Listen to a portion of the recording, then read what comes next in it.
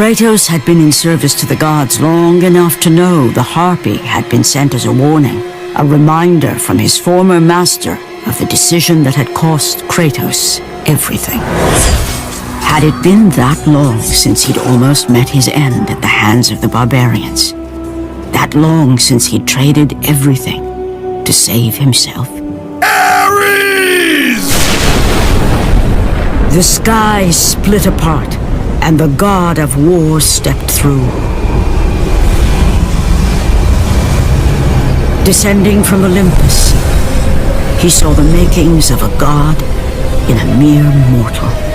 Ares would save Kratos. He would turn him into the perfect warrior, his servant on Earth.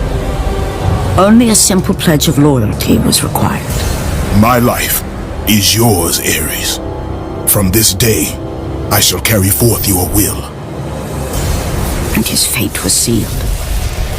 As promised, Ares rescued his new disciple, bringing forth the power of a god, destroying those who would slaughter Kratos and his men.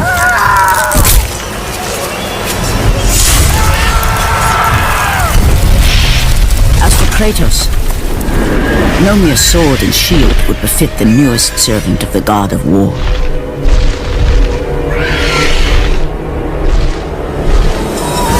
The blades of chaos, forged in the foulest depths of Hades. Once attached, the chains remained so, chained and seared to the flesh, a part of the bearer's body, a permanent reminder of Kratos' pledge. In return, ultimate power. The rage of Ares exploded from within. But soon, he would learn the true cost of such power. A cost too high even for Kratos to pay. Wretched beast! I know who it is you serve! Return to your master! Tell the god of war I am his no longer. Tell him he is not safe while I walk the earth. I will find Pandora's box, and I will use it to see him tremble and fall before me. The path before Kratos was clear, but still, the memories came rushing back, as familiar and permanent as the blades chained to his wrists. Memories of what he'd done in the name of Ares. Memories of how he'd become a servant to the god of war. A beast, his humanity robbed and replaced only with the will to murder. No one was safe. Entire armies fell before Kratos and the soldiers who followed him on his unending path of conquest, all in the name of his master. Those who offered resistance of any kind were dealt with quickly. They've built this temple to offer prayers to Athena! This entire village stands as an affront to Lord Ares! Burn this village! Burn it to the ground!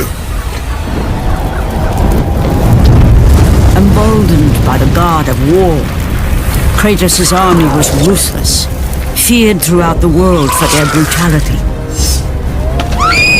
All that mattered was conquest in the name of Kratos, their great leader, who had become near invincible. He feared nothing. But there was something about this temple, something forbidden. All his instincts told him he should never cross its threshold. Never step inside. Beware, Kratos. The dangers in the temple are greater than you know. But the village oracle's warning fell on deaf ears. His ambition would not be denied. All who opposed him would die.